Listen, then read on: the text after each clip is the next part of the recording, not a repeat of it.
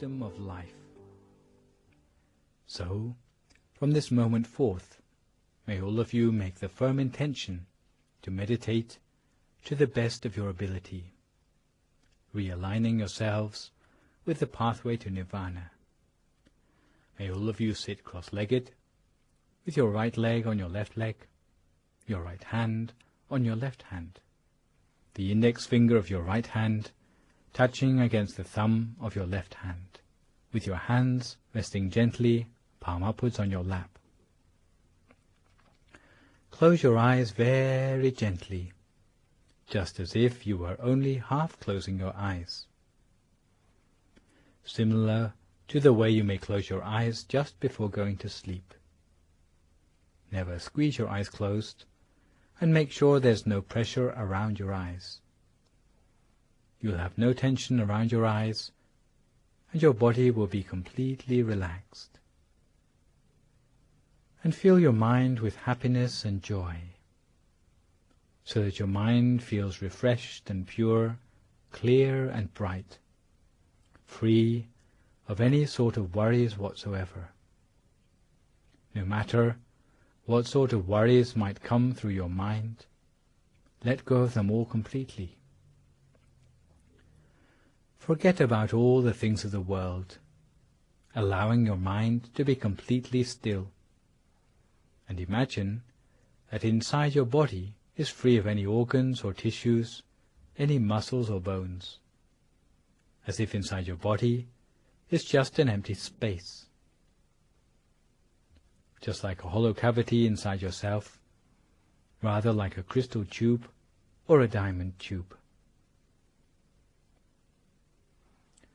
Today, as we meditate, we take the opportunity to revise some points of technique in meditation which will be particularly useful for anyone who feels that they are being held back in meditation by insufficient understanding. We have all been doing the 10 items of homework mentioned in the Dream Kindergarten every day, practicing regularly. We have already started to understand the most efficient way to bring the mind to the center of our bodies. With experience, even just thinking about the center of the body, you'll find that your mind is already there at that point, 2 finger breadths above the navel. If you are adept, you will find that your mind can go straight through the center of the body. However, for those of you who have not progressed this far, you have to start off by resting your mind at the point which for you feels like the point of greatest contentment, without worrying too much about the precise position of the center of the body. Put your mind at the point which feels most comfortable and easy for you, and you will find that the happiness from meditation will gradually become apparent to you. You will start to feel that the solidity of your body is melting away into the atmosphere around you, starting to become more hollow and empty inside, as if you feel spaciousness, or as if you were alone in empty space. Some people will feel as if their body has disappeared altogether, as if all that's left is the feeling of your awareness. Some people don't know what to do next when they reach this point in their meditation, where their body seems to have disappeared. But the thing which one ought to do is just to rest our mind at whatever point feels the most comfortable for us, starting off with our mind there. Once our mind comes fully into equilibrium, you will start to realize that the mind is automatically realigning itself with the real center of the body. Some people may find it useful to imagine a bright, clear object about the size of a pinpoint, or like a star in the sky, as if one is appearing at the point where the mind has come to a standstill. We should keep such an image in the mind, gazing at it continuously and softly, but never attempting to stare, almost as if you are looking at it out of the corner of your eye, almost unintentionally. If we can observe it in the proper way, without using too little or too much effort, in doing so, before long we will be able to perceive something. However, if we use too much force, it will disappear. If we use too little effort, allowing ourselves to become distracted, then we will find that the object would disappear. So either way, too much effort or too little, it will disappear. And finding the optimum effort by which we can see the object the whole of the time. This is the real skill which we have to build up in our meditation. This is what we have to work on. What we have to do is simply to allow our mind to remain at a standstill without letting any questions come up in our mind, no doubts, as if we were just an inanimate piece of tea, which was unable to think, like an object which has never had any thoughts of its own before. If this is how you start to feel about yourself, then this is the proper approach to the meditation. If you are unable to think any more, this will stand you in good stead, all the way from the beginning of meditation to the more advanced stages. Because education through meditation is beyond the realm of conceptual thinking. It is knowledge that arises when the mind is free of thought. It is pure, bright knowledge. We learn merely by what we see, acquiring the knowledge directly. It is rather different from the modes of learning we are used to. We have to study and memorize, read and write to increase your knowledge. The sort of knowledge we are talking about is a knowledge which comes independent of thought. It can arise only in a mind which is free of thought, a mind that is at a standstill. In Buddhism, such knowledge is called Bhavana Mayapanya, the wisdom arising from a still mind. It is practiced until it gives rise to inner brightness in the mind, and through the brightness we are able to see more than before, and by seeing more than before we learn new things about the reality of life and the world. This process is the opposite to our habitual methods of learning new things in the world. It allows us access to knowledge from inside.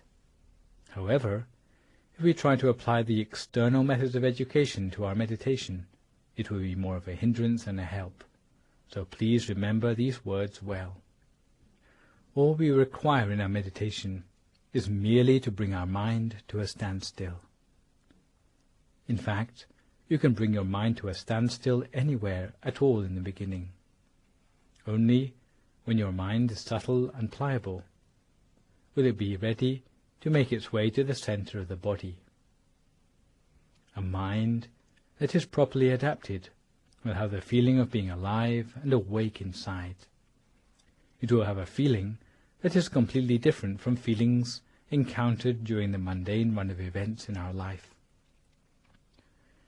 It will be as if something wonderful is stirring within us, with a quality completely different from our external feeling. Therefore, bringing the mind inside to the seventh base of the mind takes only a very gentle attention. Like an intention, on the off chance it will bring our mind to the center of the body. Once our mind comes to a standstill, at this point of stillness in our center, it will remain still from that time onwards, gently, in stillness, at the center of the body. You have to make sure that you are always having a feeling of ease in your meditation. If you ever feel that you are putting up a struggle in your meditation or trying to force it, then that is not the proper method at all. This applies both to body and to mind. If you find a feeling of tension inside, you need to relax yourself further, particularly your nervous system and your muscles, before you continue with your meditation. Once your body is relaxed, your mind will relax as well. Your body will be completely relaxed and still. So we have to train our mind in this way, and at that point we will be able to see a bright, clear sphere inside ourselves.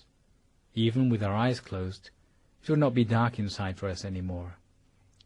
We will be able to maintain our mind internally, stopping it from wandering anywhere else easily, the whole of the time.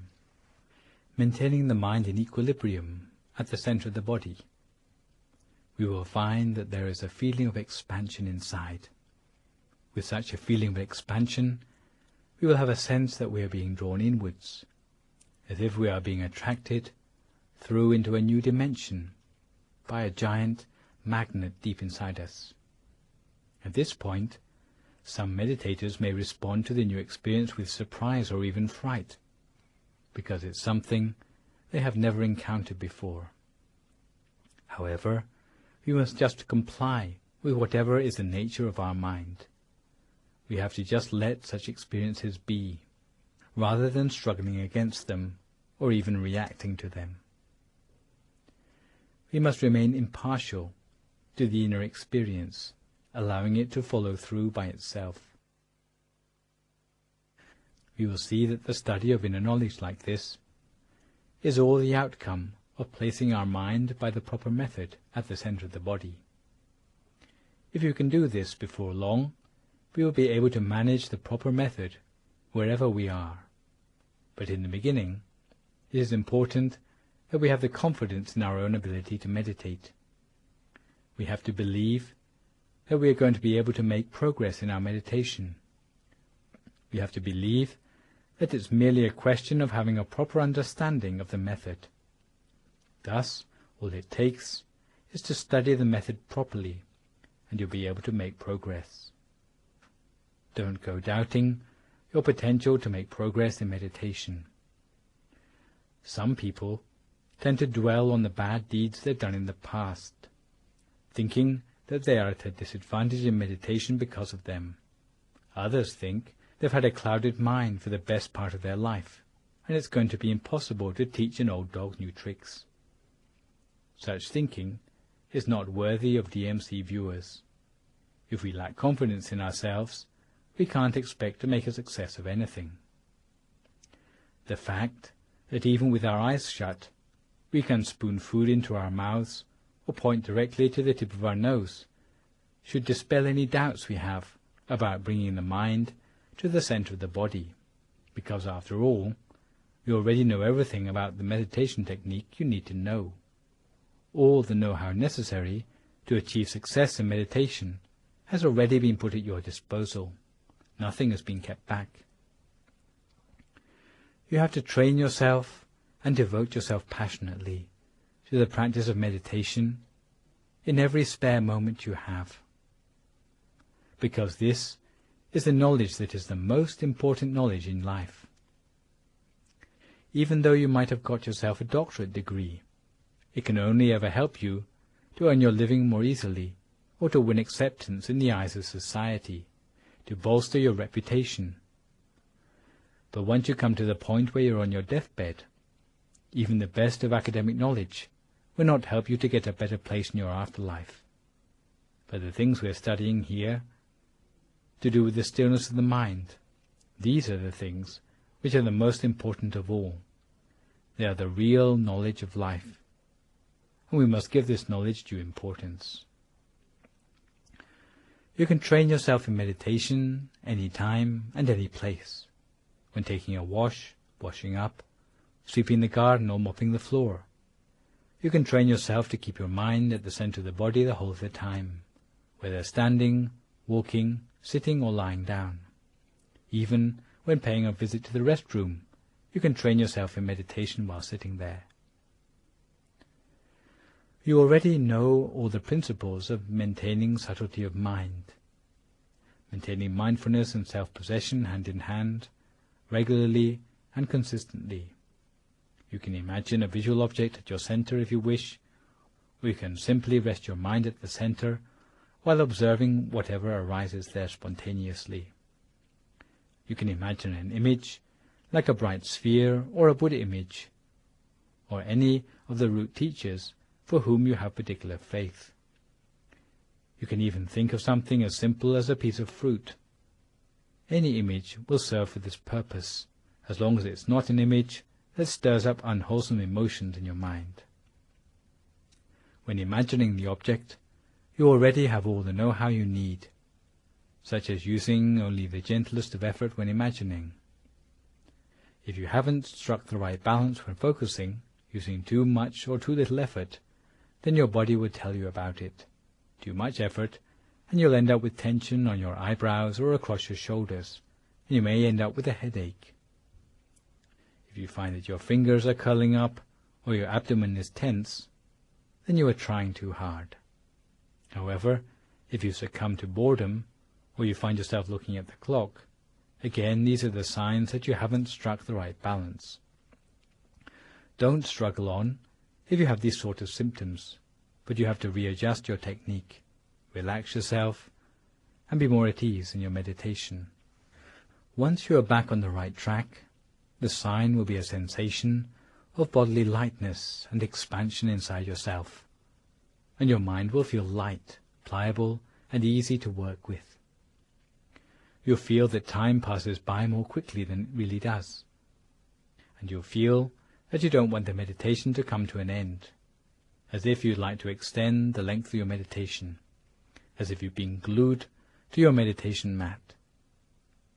When your meditation is going well, your body will automatically set itself up in a position of poise, where the body seems to inflate itself into the most elegant and upright of postures.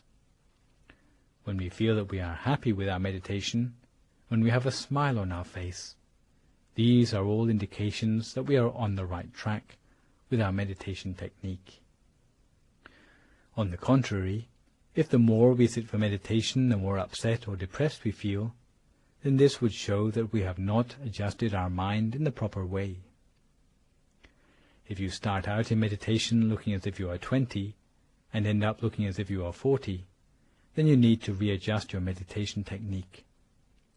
You know the difference between right and wrong technique perfectly well, so all that is lacking is the confidence that we can achieve success in meditation, and to train ourselves continuously while being observant of all the things which aid or obstruct our progress.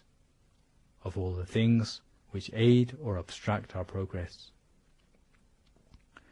Once we are properly adjusted, body and mind will be clear and bright. Simply putting our mind at the center of the body will cause the sphere there to expand, and we will fall through the center to find the next sphere inside. As the mind comes to a standstill at the center of that sphere, then there will be a new one, brighter and clearer than the last, appearing at the center. And before long, we will be able to attain the inner bodies and attain the body of enlightenment within ourselves, exactly according to the recipe for success discovered by the great abbot of Wat Phak Nam.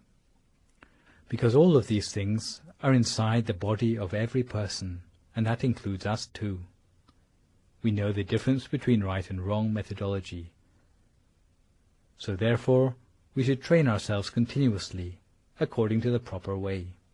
Don't be lazy, and don't prevaricate about getting down to meditation in earnest.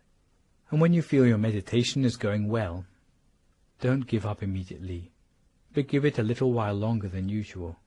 Don't go thinking, today I've had a good meditation, but I'm in a rush to go to bed. I guess I'll be able to sit for meditation even better tomorrow. Never think like that, because the opportunity for meditation to go well happens only very rarely. All the effort we have invested in our meditation is made worthwhile by the days when our meditation goes well, so don't waste it. Don't go worrying about missing out on your beauty sleep, because we already spent a third of our lives asleep. One night of missed sleep won't harm you. So give due importance to the meditation. If your meditation is going well, you should continue with it. Your body will indicate by itself when it needs rest, and that will be the right time to sleep. You ought to go to bed because your body needs it, not because your mind is worried about the lack of sleep, or looking exhausted at work, or not being able to think through decisions clearly in the morning. Don't harbor such lazy temptations in your mind, because the opportunity of your mind to come into equilibrium is rarer in anyone's lifetime than winning first prize on the lottery. So if you find your meditation is going well, then know it's useful to continue for meditation longer than usual, and this will help you to go much further, because the results of making even a one-time breakthrough in your meditation will stay with you for the rest of your life. However, if you give up your meditation just as it's going well, even though you come back to the meditation at a later time, it may mean that you will never get those good experiences back again. It may take us many more years to get back to the same point in our meditation again. So we should cherish our meditation experiences, and rather than remembering the experience which we had on a particular day, we should try to remember the methodology we used to reach the experience on that day. Because there's a temptation to remember just the experiences while forgetting how we got there. So take care to remember all the advice and know-how mentioned today, because one day it will allow you to attain the triple gem inside yourself, and you will literally be able to have the triple gem as your refuge all your life, with happiness from the moment you attain it, leading you to the fortunate realms after your death, allowing you to study about the reality of life and the world. And when you come to do meritorious deeds, even though the amount of the meritorious deeds may be small, the amount of merit we gain will be large. It will allow our mind to be radiant the whole of the time. There are countless things which we can attain if we reach the triple gem inside ourselves. So anyone who is sleepy, fatigued or tense in their meditation should allow themselves to fall asleep at the center as they sit, and continue with the meditation when they wake up. Anyone who has aches and pains should change posture. If your stream of thoughts is never ending, open your eyes and close them again. May all of you be fulfilled in your wish to attain the triple gem inside yourself. Now, each their own meditation for a few more moments in silence until we come to the appropriate time.